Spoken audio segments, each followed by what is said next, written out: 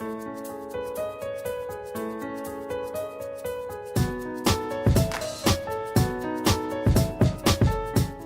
nostre objectiu principal és repensar les ciutats amb criteris de sostenibilitat, incorporant l'ecologia acadèmica com el nostre mètode de treball. Nosaltres fem projectes de sostenibilitat urbana arreu del món. Aquest projecte, que pot representar una revolució de l'espai públic, té a veure amb la creació d'una nova cèl·lula urbana.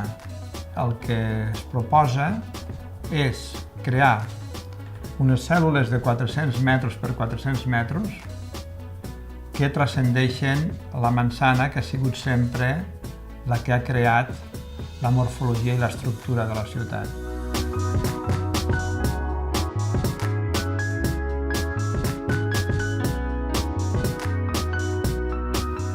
Això permet crear una xarxa bàsica per on circularien els vehicles i ens permet alliberar el 70% de l'espai perquè el ciutadà torni a cobrar la seva carta de naturalesa.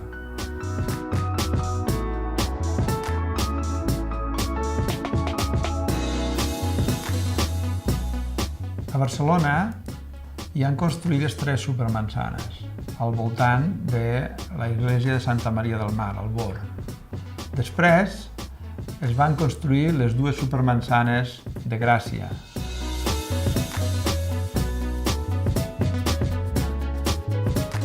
En el cas de Gràcia, l'alliberament d'espai ha estat del 92% i només un 4% era el que els feia servir per passar d'un punt a un altre.